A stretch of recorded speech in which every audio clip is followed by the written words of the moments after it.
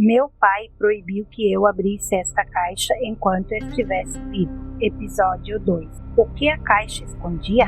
Se você não assistiu o primeiro episódio, vai lá primeiro, porque o que eu vou contar agora só faz sentido se você souber o que veio antes. Mas para quem já sabe, deixa eu te lembrar onde paramos. Meu pai morreu e deixou uma caixa pequena de madeira escura que ficou no alto do armário do escritório por toda a minha vida, com uma etiqueta amarelada presa por barbante, com uma frase escrita à mão na letra dele: não antes da minha morte. E dentro da caixa havia um segredo que começou em 1971, quando meu pai tinha 23 anos e foi até uma cidade que ninguém conhecia e entrou numa casa abandonada no alto de uma colina e entrou em um quarto com as paredes cobertas de escrita, um quarto que nunca devia ter sido aberto.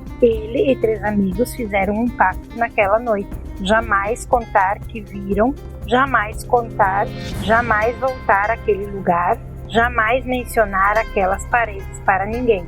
E eu passei a vida inteira achando que ele tinha cumprido esse pacto, até abrir a caixa. Porque o que eu encontrei lá dentro mudou tudo o que eu achava que sabia sobre meu pai, sobre aquela noite, sobre o segredo que ele carregou sozinho por décadas e sobre o que ele estava tentando me proteger. Hoje eu vou te contar o que havia dentro daquela caixa, mas te aviso, algumas respostas não trazem alívio. Algumas respostas abrem portas que você não estava esperando encontrar. Essa foi uma delas. Eu fiquei parada na frente do armário por um tempo que não sei calcular, com a chave na mão, com a caixa na altura dos olhos, com o escritório do meu pai ao redor, cheirando ao que escritórios de pais mortos cheiram: papel, tempo, aquele perfume específico de uma pessoa que não está mais lá, mas que deixou rastro em cada superfície de um lugar que foi só dela por décadas. Tinha passado menos de uma semana desde o funeral. As flores ainda estavam murchando no jardim. Os pratos que as visitas tinham trazido ainda estavam na geladeira cobertos de papel filme. E eu estava ali, de pé, segurando uma chave que um advogado tinha colocado na minha mão com a expressão de quem estava cumprindo uma obrigação que carregava há tempo demais. Subi na cadeira do escritório, alcancei a caixa, desci com ela nas mãos. Era mais leve do que eu imaginava. Esse foi o primeiro pensamento que tive quando senti o peso dela. Ou melhor, a falta de peso. Para uma caixa que havia ficado no alto de um armário por décadas, para um segredo que meu pai havia carregado a vida inteira com o peso que eu via no silêncio dele, a caixa era surpreendentemente leve. Sentei na cadeira do escritório, a cadeira dele, aquela de couro escuro que rangia levemente quando você se movia e que ele nunca trocou mesmo quando ficou velha, porque dizia que lugar bom para pensar não se muda. Coloquei a caixa na mesa, fiquei olhando para ela por um momento, para a etiqueta amarelada, para a letra dele, não antes da minha morte. Encaixei a chave, girei, o clique foi pequeno, limpo, o som específico de algo que estava trancado há muito tempo e que abre sem resistência, porque a fechadura foi bem feita e o tempo não estragou o mecanismo. Como se a caixa tivesse sido construída para durar. Como se quem aguardou soubesse que precisava durar. Abri a tampa e parei. A caixa era menor do que eu imaginava por fora, e havia ainda menos dentro do que o tamanho já sugeria. 3 objetos, apenas 3. Uma carta dobrada, uma fotografia e uma chave, menor do que a que eu tinha usado para abrir a caixa, enferrujada, com um formato antigo que eu não reconheci imediatamente. Fiquei olhando para os 3 objetos por um momento, sem tocar. Como quem sabe que depois que tocar não tem mais como não ter tocado. Peguei a carta primeiro, o papel estava amarelado nas bordas, com aquela textura específica de papel que envelhece bem, não quebradiço, não manchado, apenas transformado pelo tempo numa totalidade, que é quase dourada se você pegar na luz certa. A letra era do meu pai. Reconheci antes mesmo de ler. Aquela caligrafia inclinada para a direita, com as letras maiúsculas levemente maiores do que deveriam ser, que eu havia visto em bilhetes e cartões e listas de supermercado durante toda a minha vida. Mas havia algo diferente nessa carta. A pressão da caneta era mais forte do que o normal, como quem escreve com urgência, ou com medo, ou com as duas coisas ao mesmo tempo. Comecei a ler. Se você está lendo isso, então eu falhei em proteger você. Parei na segunda linha. Li de novo. Se você está lendo isto, então eu falhei em proteger você. Não era o que eu esperava. Não era uma explicação tranquila. Não era um pai deixando uma mensagem de despedida com as coisas organizadas e os sentimentos no lugar. Era um pai que acreditava ter falhado, que estava me dizendo isso antes de qualquer outra coisa, como se fosse a coisa mais importante.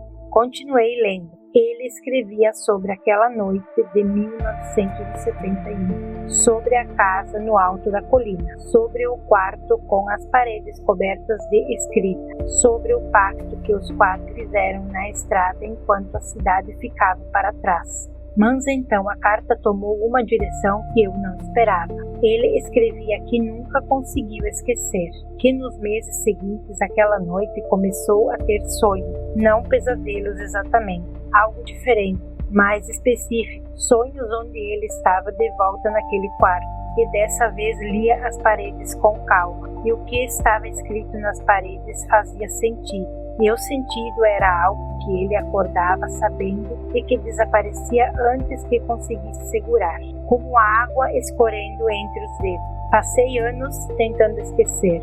Ele escrevia, e passei os mesmos anos com a sensação de que esquecer era exatamente o erro que eu não poderia cometer. E então vinha o que mudou tudo.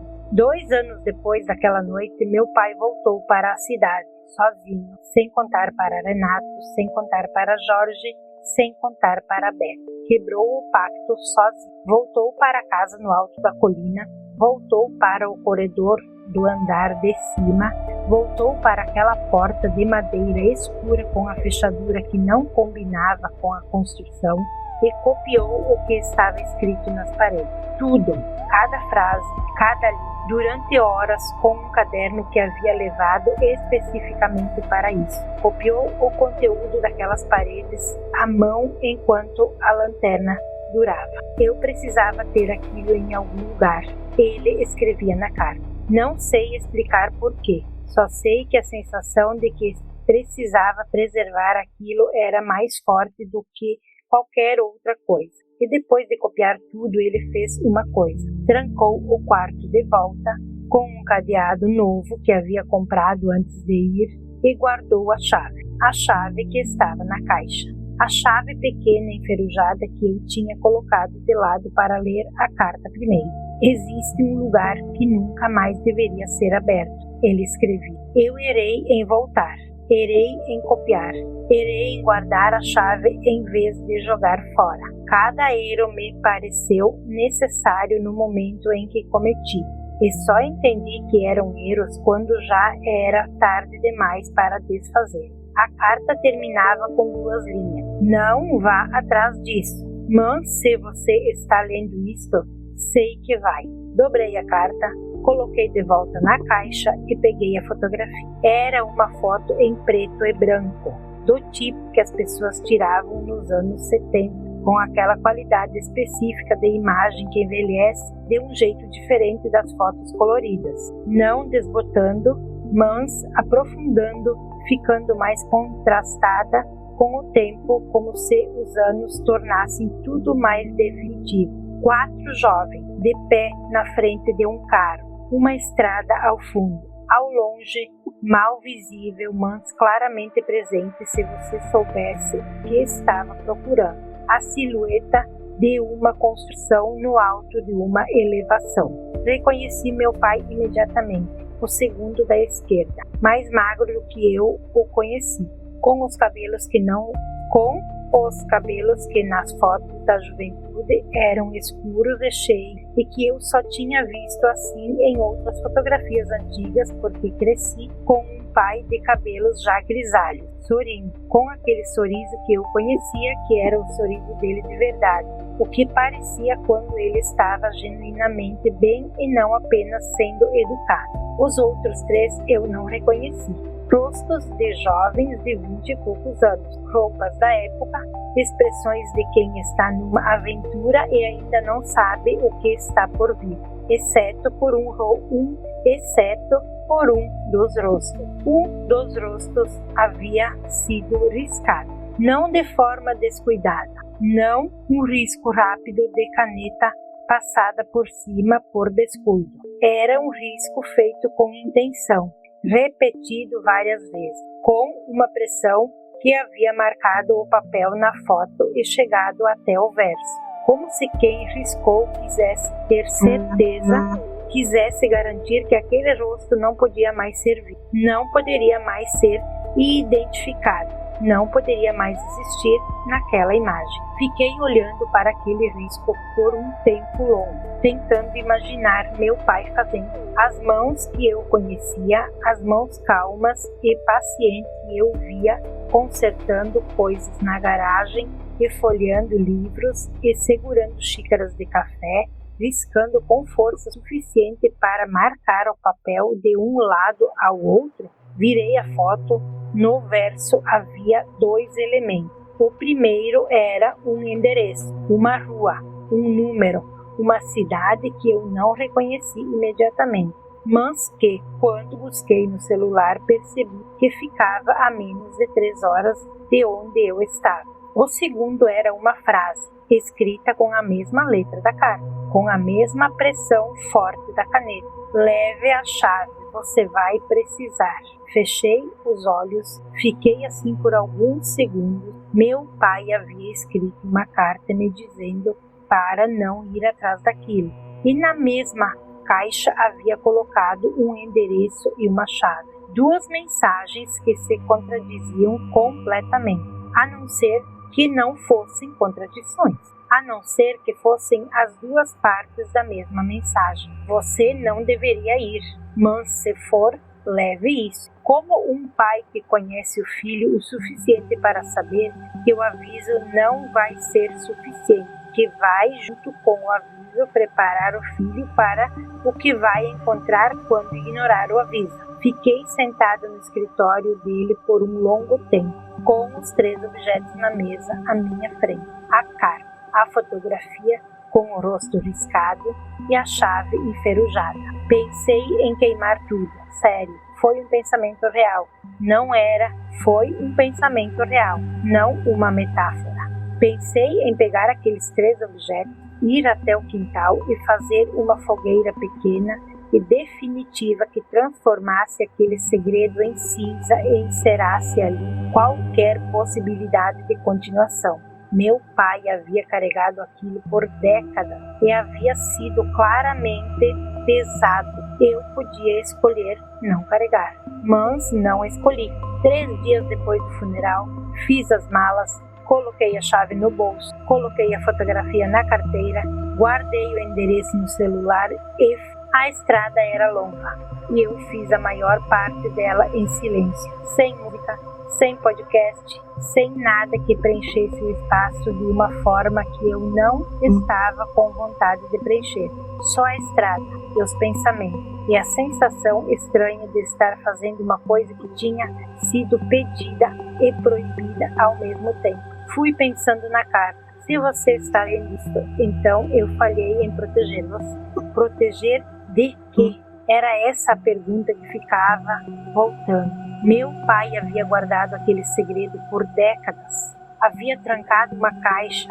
Havia pedido uma promessa quando eu tinha 7 anos. Havia levado o segredo para o funeral e além. Tudo isso para proteger.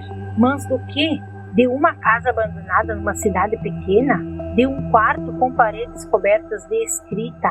De um rosto riscado numa fotografia antiga? Não fazia sentido. O esforço era grande demais para o que eu sabia.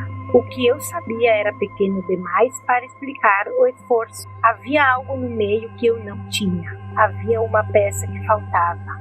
E o endereço no verso da fotografia era o único caminho que eu tinha para encontrá-la. Cheguei à cidade no final da tarde. Era maior do que eu esperava. Não uma metrópole, mas uma cidade no porte médio com trânsito e semáforo. E aquele ritmo de lugar que cresceu mais rápido que planejou e ainda está se acostumando com o próprio tamanho. Coloquei o endereço no GPS, segui as instruções. A rua era residencial, casa de 1 e 2 andares, árvores nas calçadas, o tipo de bairro que não é rico, mas que é cuidado, onde as pessoas pintam as grades e varrem as calçadas e colocam vasos de plantas nas janelas. Parei na frente do número indicado. Era uma casa comum, branca, com janelas verdes, um jardim pequeno, mas organizado na frente, uma placa de número na parede ao lado do portão. Nada que sugerisse qualquer coisa além de uma casa normal, numa rua normal, de uma cidade normal. Fiquei no carro por alguns minutos, olhando. Não sabia o que esperava encontrar. Ruínas, talvez? Ou outra casa abandonada? Ou um terreno vazio onde uma vez existiu algo? Não esperava uma casa habitada.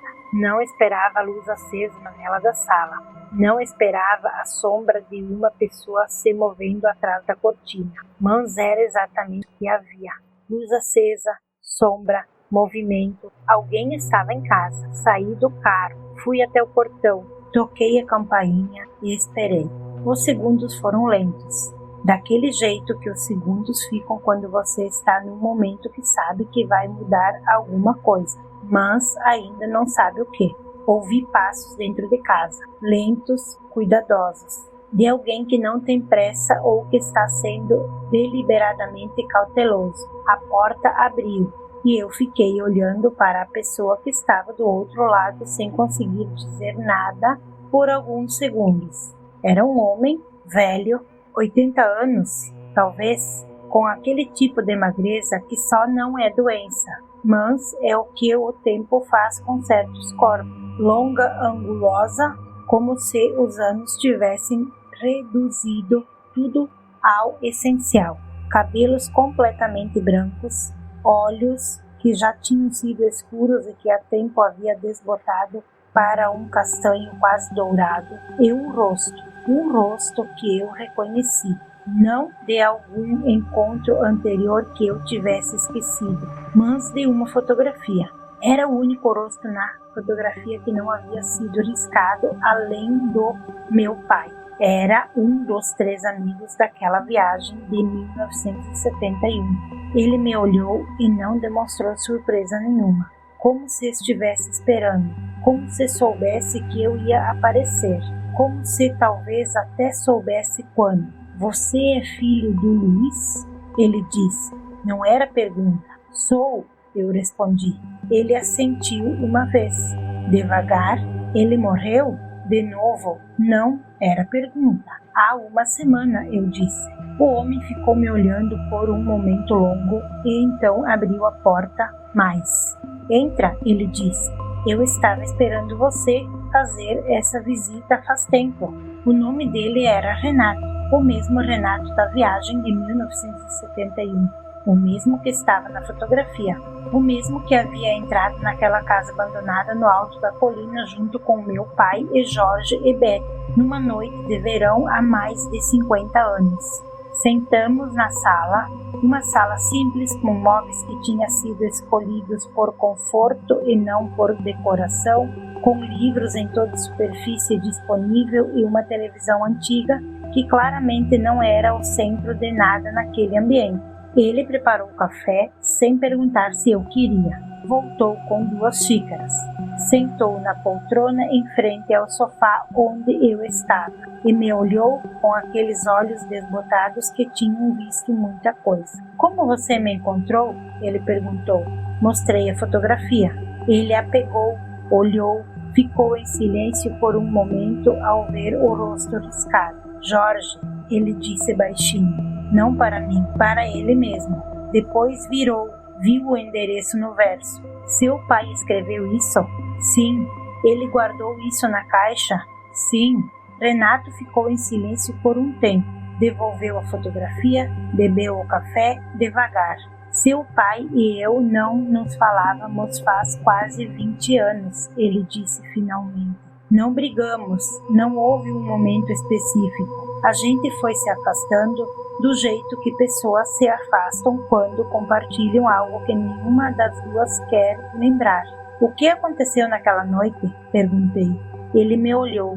Você leu a carta dele? Li. Então você sabe sobre o quarto. Sei que havia escrita nas paredes. Ele nunca me contou o que estava escrito. Renato assentiu lentamente, como se essa informação confirmasse algo que ele já suspeitava. Seu pai nunca te contou porque ele mesmo não entendia completamente, ele disse. Nenhum de nós entendeu naquela noite. Era tarde, estava escuro. Estávamos assustados, mesmo sem admitir. A gente leu pedaços, não o todo. E depois, ele voltou para copiar. Renato me olhou com uma expressão que eu não soube identificar imediatamente. Você sabe disso? Ele escreveu na carta, 96 mais 8. Ele me contou também, na época, foi a última vez que nós falamos de verdade sobre aquela noite. Uma pausa. Eu pedi para ele não ir. Disse que era um erro. Ele foi do mesmo jeito. E o caderno? Perguntei. O que ele copiou das paredes? Estava na caixa? Renato colocou a xícara na mesa, me olhou com aquela expressão que eu finalmente identifiquei. Era preocupação. Não estava na caixa, ele disse devagar. Não? Então onde está? Ele ficou em silêncio por um momento que foi longo demais para ser confortável. Essa é a pergunta certa, ele disse. E é a pergunta que eu tenho medo que você esteja fazendo. Renato? Sim. Onde está o caderno? Ele suspirou. O tipo de suspiro que carrega mais do que o ar. Na casa. Qual casa? Qual você acha? Fechei os olhos por um segundo. Meu pai voltou lá? Seu pai voltou lá. Renato confirmou. Uma segunda vez. Anos depois da primeira. E dessa vez não foi sozinho. Com quem foi? Renato pegou a fotografia que eu tinha deixado na mesinha entre nós. Apontou para o rosto riscado. Com Jorge. Silêncio. O que aconteceu? Renato ficou me olhando por um longo momento, como alguém que está decidindo quanto contar e quanto guardar. Jorge nunca voltou, ele disse finalmente. Seu pai voltou sozinho e nunca mais falou sobre o que aconteceu lá dentro. O rosto riscado na fotografia de repente fazia sentido de uma forma diferente. Não era raiva, não era rancor, era outra coisa, era culpa. E por isso que meu pai riscou o rosto dele? Provavelmente, disse Renato. Ou era para proteger você de procurar por ele? Proteger como? Porque se você soubesse o nome de Jorge, ia procurar por ele. É? Renato me olhou com aqueles olhos desbotados que tinham visto muita coisa. E ia descobrir que ele desapareceu? Desapareceu como? Como as pessoas desaparecem quando entram num lugar que não deveriam e não saem? Ele me contou o resto naquela tarde, devagar, com o cuidado de quem monta uma história que foi guardada por muito tempo e que precisa ser montada na ordem certa para fazer sentido. Depois daquela noite de 1971, os 4 voltaram para suas vidas, cada um do seu jeito, mas o quarto nunca foi completamente para trás. Renato disse que no primeiro ano ele tinha sonhos, não sobre o quarto exatamente, sobre a sensação de estar no quarto, aquela qualidade específica do ar lá dentro, aquele silêncio que não era ausência de som, mas presença de algo que ele não conseguia nomear. Jorge tinha os mesmos sonhos, os dois conversavam sobre isso. Tentavam entender, tentavam encontrar uma explicação que coubesse dentro de alguma estrutura que eles já conheciam. Psicologia, memória traumática, sugestão coletiva. Nenhuma explicação fechava completamente. O problema, Renato me disse, era o que estava escrito nas paredes. O que estava escrito? Ele hesitou. Instruções, ele disse finalmente. Instruções para quê? Para acessar o quarto? Olhei para ele. Mas vocês já estavam no quarto. Não esse quarto. Ele me olhou. O texto nas paredes falava de outro quarto. Um quarto que existia dentro do mesmo espaço, mas que não era acessível pela porta, que só podia ser acessado de outra forma. De que forma? Ele ficou em silêncio por um momento. Não sei, ele disse. Eu li pedaços. Seu pai copiou o todo. Jorge estudou o que seu pai copiou e Jorge decidiu tentar e desapareceu. E meu pai? Seu pai estava lá quando aconteceu. Renato olhou para as mãos. Ele me contou que viu Jorge encontrar o que as paredes descreviam, que viu Jorge atravessar algo que não deveria poder ser atravessado e que depois disso não havia mais Jorge. Silêncio. Mas e o caderno? Por que meu pai deixou o caderno lá? Porque ele não queria que ninguém mais tivesse acesso àquilo. Renato me olhou, mas também não consegui destruir. Era como o texto nas paredes fosse, sei lá, como se tivesse peso próprio, como se destruir fosse um erro maior do que guardar. Então ele guardou lá. Trancou o quarto, ficou com a chave e passou o resto da vida tentando não pensar nisso. Olhei para o bolso onde estava a chave que havia tirado da caixa. A chave que está no meu bolso, eu disse. Abre o quarto? Renato confirmou. Ficamos em silêncio por um momento longo. Você vai lá? Ele disse. Não era pergunta. Não sei. Vai. Ele me olhou sem julgamento. Seu pai sabia que você ia. Por isso deixou a chave, por isso colocou o endereço na fotografia. Ele não queria que você fosse, mas sabia que você ia e quis que você fosse preparado. Preparado como? Preparado para quê? Renato se levantou, foi até a gaveta, voltou com um papel dobrado, colocou na mesa entre nós. Seu pai me mandou isso pelos correios há uns 3 anos. Ele disse, sem carta, sem bilhete, só o papel. Abri. Era uma folha com uma sequência de símbolos e palavras que eu não reconheci imediatamente, mas que, olhando com mais atenção, percebi que tinha uma estrutura, uma sequência, como se fossem passos, como se fossem instruções. O que é isso? Parte do que estava escrito nas paredes. Renato disse. Seu pai mandou para mim sem explicação, mas eu acho que sei por quê. Por quê? Ele me olhou com aqueles olhos que tinham visto coisas que eu ainda não tinha visto. Porque existe uma forma de entrar naquele quarto e voltar, ele disse. E seu pai passou décadas tentando descobrir qual era. Porque se existe uma forma de entrar e não voltar, ele não terminou a frase. Não precisou. Eu terminei por ele. Existe uma forma de entrar e trazer alguém de volta. Renato assentiu. Uma vez. Devagar. Jorge desapareceu há mais de 30 anos, ele disse. E seu pai nunca aceitou completamente. Saí da casa de Renato quando o sol já estava baixo, com o papel dobrado no bolso, com a chave enferrujada no bolso, com a fotografia na carteira.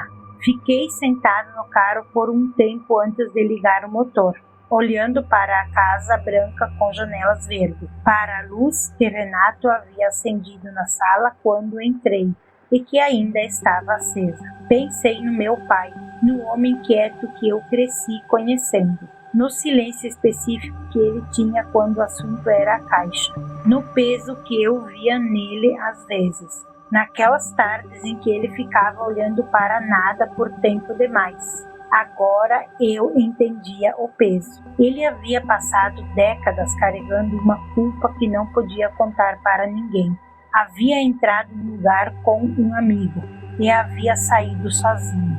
E havia passado o resto da vida tentando encontrar uma forma de desfazer isso. E no final, quando soube que não ia conseguir, Havia deixado tudo para mim, não como um fardo, como uma escolha. Se você está lendo isto, então eu falhei em proteger você. Mas se você for, leve a chave. Você vai precisar. Eu tinha uma escolha: voltar para casa, pegar o papel e a chave e a fotografia e colocar numa nova caixa e trancá-la e colocá-la no fundo de um armário como meu pai havia feito, e viver com o peso, do jeito que ele viveu. Ou ir até aquela cidade, subir aquela colina, abrir aquela porta e descobrir o que meu pai passou décadas tentando descobrir.